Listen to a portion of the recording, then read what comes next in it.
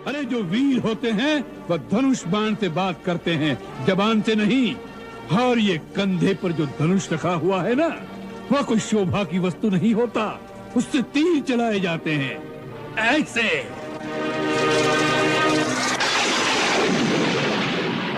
All right, guys, subscribe the channel, share the video. It's a fight against Godi Media.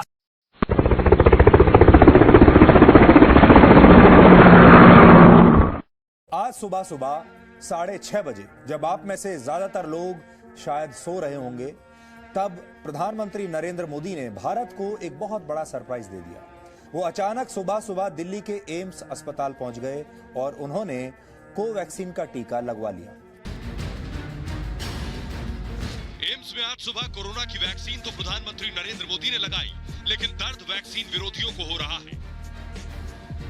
सबसे बड़ा सवाल पूछता है भारत पर देशवासियों कि क्या ये प्रधानमंत्री के टीकाकरण से बौखला गया है अफवाह गैंग?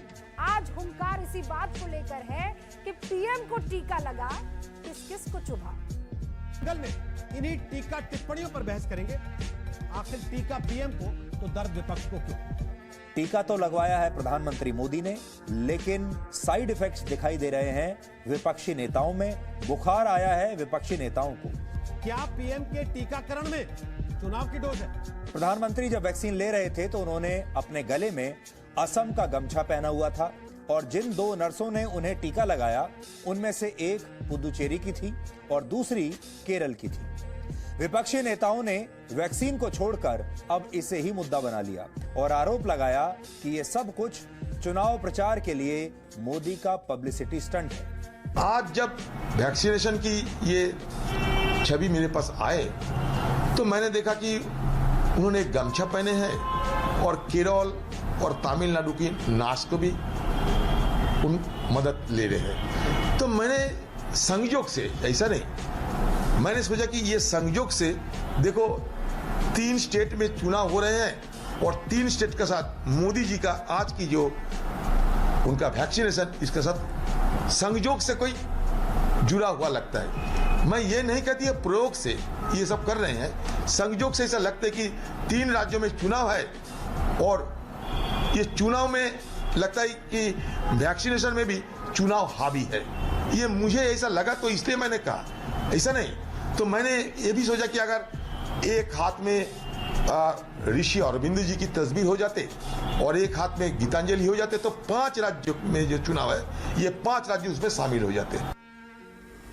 अधीर चौधरी बार बार सहयोग कह रहे हैं, लेकिन आपको शायद विश्वास नहीं होगा, ये लोग अब उससे भी आगे बढ़ चुके हैं और आज इन्होंने नई बात की है कि हमारे देश की राजनीति ऐसी है कि हमारे देश ने, यानी भारत ने, शायद पूरी दुनिया में कोविड-19 को लेकर सबसे अच्छा प्रदर्शन किया है।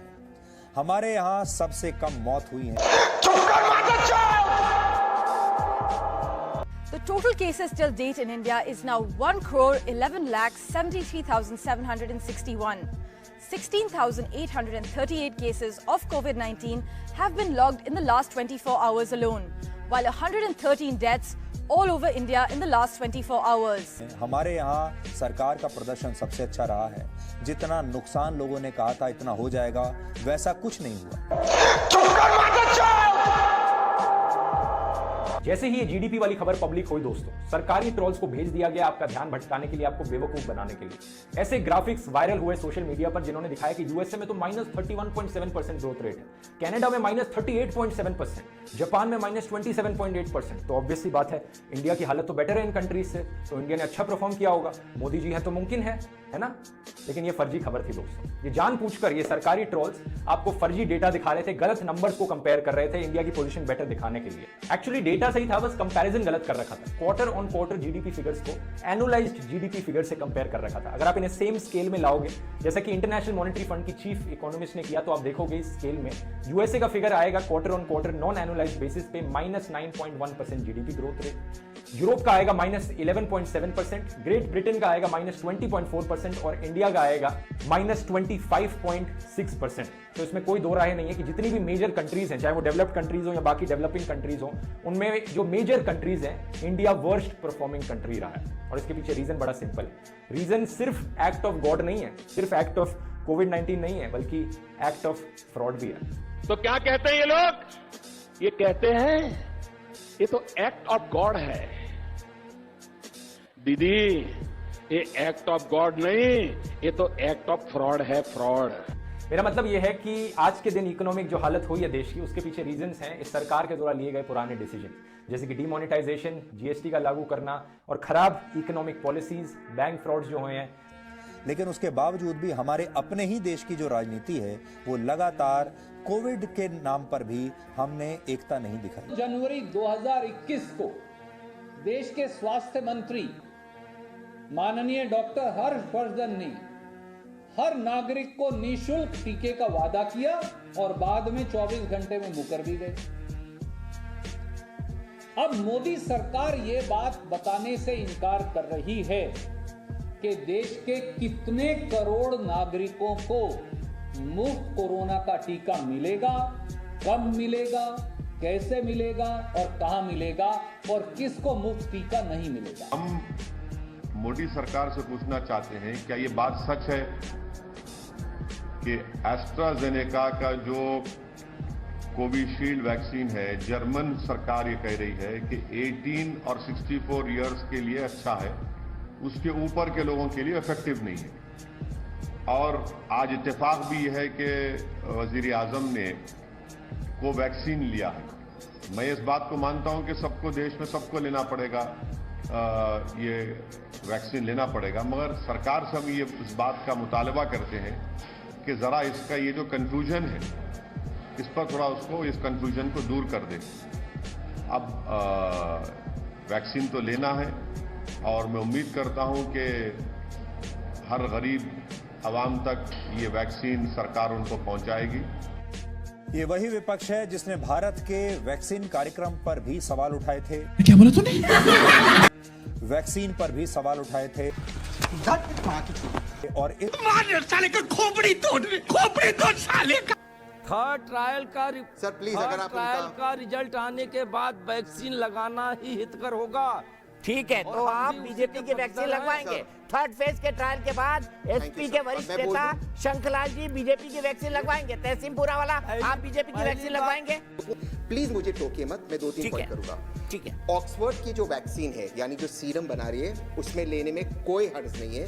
वो वैक्सीन मैं जरूर लूंगा और उसमें कोई दिक्कत नहीं है। ऑक्सफोर्ड और भारत बायोटेक में 2 अंतर है सर। ऑक्सफोर्ड की जो वैक्सीन है, phase 1 phase 2 trial peer reviewed था, जो कि भारत बायोटेक में जो कुछ भी पढ़ रहा हूँ सर, पीटीआई के माध्यम से पढ़ रहा हूँ, जो सरकार, जो पीटीआई के माध्यम से, जो भारत बायोटेक के एमडी ने बोला है, उसके माध्यम से। फेज 1 और फेज 2 भारत बायोटेक का पीयर रिव्यूड नहीं है। इसके विरुद्ध भारत बायोटेक के एमडी कृष्ण जी कहते, हमने पेपर पब्लिश किया है। पेपर पब्लिश करना is not the same as peer review करना। वो मैं कल पेपर पब्लिश कर दूं, किसी बाबा की दवा से कोरोना चला जाएगा, गाय के दूध से चला जाएगा, ऊंट के दूध से चला जाएगा, ये पेपर पब्लिश करने से नहीं होता, पीयर रिव्यू होना चाहिए। और ऑक्सफोर्ड की जो वैक्सीन है, वो लैंसेट ने उसको रिव्यू किया है। फेज 3 के ट्रायल्स पे हम आते हैं। ऑक्सफोर्ड का फेज 3 ट्रायल विदेश का हो गया है और भारत के 1000 जो ट्रायल्स थे, जी 1000 जो लोगों पर उन्होंने वैक्सीन का ट्रायल किया था, उसके रिजल्ट्स भी आ चुके हैं और उसके रिजल्ट्स उन्होंने भारत की सरकार को दे दिए ओरली, लेकिन भारत की सरकार को ऑफिशियली नहीं मिले, लेकिन उसके रिजल्ट्स इंग्लैंड के रिजल्ट से मेल जोलते खाते, यानी कि ऑक्सफोर्ड का फेज 3 रिजल्ट ट्रायल भी हो गया है। भारत बायोटेक के एमडी कहते हैं कि आप मुझे 1 हफ्ता दो, मैं आपको रिजल्ट दूंगा, यानी कि जिन 23,000 लोगों पे प्रयोग या एक्सपेरिमेंट किया जाएगा, वो एक्सपेरिमेंट वो उस वक्त करना चाहते। तीसरी बात, और मैं अपनी बात समाप्त करता हूं सर, जो फेज 3 का ट्रायल होता है, इसे गोल्डन ट्रायल कहा जाता है। जो गोल्डन ट्रायल होता है, ये डबल ब्लाइंडेड ट्रायल होता है। इसका मतलब ये होता है कि अगर मैं डॉक्टर हूं और आप पे ट्रायल हो रहा है, दीपक भाई को भी ये नहीं पता है कि उसको वैक्सीन मिल रहा है या प्लेसिबो मिल रहा है, and as a doctor Mishra साहब है, मिश्रा साहब को भी नहीं पता कि वो वैक्सीन दे रहे या प्लेसिबो दे रहे। फिर उसके रिजल्ट्स और डेविएशन को मेजर किया जाता है फेज 1 फेज 2 पीयर रिव्यू से, और लैंसेट जैसे मेडिकल जर्नल्स इसे छापते, जो ऑक्सफोर्ड की वैक्सीन में है, फाइजर में, मोडेर्ना में। Bharat biotech for all you know दुनिया की सबसे अच्छी वैक्सीन होगी, लेकिन फेज 3 में इस वक्त पीछे है। Thank you. बधाई हो पूनावाला जी, आप वैज्ञानिक बन गए। बधाई हो, वैक्सीन के वैज्ञानिक नए तहसीम पूनावाला, बधाई हो सर। सर वैसे आप बिग बॉस में भी चले गए, आप एक्टिंग भी कर लेते हैं, आप गाना भी गा लेते हैं, आप पॉलिटिकल एक्टिविस्ट भी हैं, आप एंकर भी हैं, आप नया तमका वैज्ञानिक। सर 2 वैज्ञानिकों की बात सुन के मिश्रा जी आप कुछ टिप्पणी करना चाहेंगे? आप सोच रहे हैं कि इतना ज्ञान लोगों के पास वैक्सीन के बारे में हो गया है कि आप टिप्पणी ना ही करें तो बेहतर है, ये मानेंगे सर? देखिए मुझे समाजवादी पार्टी के प्रवक्ता ने भी समझा दिया ट्रायल क्या होता है, तहसीन ने भी पूरा एक्सप्लेन करके बता दिया, लैंसेट ने क्या लिखा, फाइजर ने क्या बोला, इसने क्या बोला, उसने क्या बोला, और पूनावाला ने पूनावाला के लिए बैटिंग कर दी कि भाई सीरम की लगवा लो, भारत बायोटेक की मत लगवाओ। ठीक है, यहाँ चल रहा है शहरवाद चल रहा है यहाँ पर, और बधाई हो आपको वैज्ञानिक बनने की। डॉक्टर मिश्रा एक छोटा सा आपका कमेंट चाहूंगा कि 2 नए वैज्ञानिक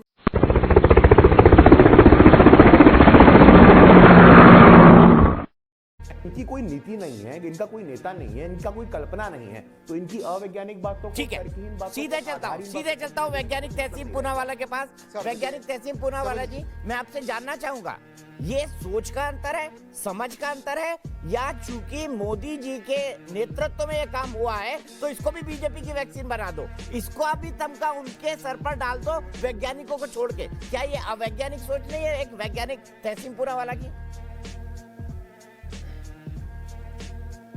सर ये सबसे पहले तो मैं क्लैरिफाई करूं, मैंने भारत बायोटेक का मजाक नहीं उड़ाया। मैंने कहा for all you know Bharat biotech दुनिया की सबसे अच्छी वैक्सीन होगी। मैंने मजाक उस बाबा का उड़ाया जिसने एक आयुर्वेदिक दवा निकाली, कोरोना को क्योर करने के लिए सारे न्यूज़ चैनल्स पे थे और उसने भी पेपर पब्लिश किया था। मैंने उस संदेश में बोला था, मैं भारत बायोटेक का मजाक नहीं उड़ाया था। मैं 2 इंपॉर्टेंट चीज़ें कहना चाहता हूँ। मैं डॉक्टर मिश्रा से पूरी तरह से सहमत हूँ, इत्तेफाक रखता हूँ। डॉक्टर मिश्रा जी आपको एक चीज़ बता दूँ, जो अनिल विजय उन्होंने एक्चुअली वैक्सीन लगाया था वो भारत बायोटेक ने क्लैरिफाई किया था, लेकिन जानकारी नहीं है। आप कौन होते हैं मजाक उड़ाने वाले? दीपक जी इनको शांत करिए। सर ऐसे डिबेट में नहीं कर सकता। देखिए ऐसा है कि वेस्ट से इन्फ्लुएंस लेकर के आप लोग जो मजाक उड़ाते हैं, सर आई रिक्वेस्ट यू, मेरा चांस है, शांत नहीं किसी के बीच में नहीं। गुरु प्रकाश जी आपने बोला, तहसीन आप जवाब दे रहे, देने दीजिए। आपको किसने अधिकार दिया है मजाक उड़ाने का उनका? सर ये बाबा बोलिए तो बोलिए, कोई भी साइंटिफिक बातें नहीं करता। आप ये बाबा कोई भी साइंटिफिक बातें नहीं करता। जो उसने कोरोना को लेकर किया, तहसीन जी समझे, आप एंकर नहीं है, शांत रहिए। आप नहीं तय करिएगा। आप कौन होते तय करने वाले? डाउन करिए और अप करिए। सर मैं अपनी बात रख दूं? आपने मुझे बुलाया, मैं आपका सम्मानित गेस्ट हूं। बोलिए तहसीन भाई, बोलिए। ये बाबा कोई भी साइंटिफिक बातें नहीं करता। इसने जो कोरोना को लेकर किया है, किसी और मुल्क में ये इस पे क्रिमिनल चार्जेस लगने चाहिए।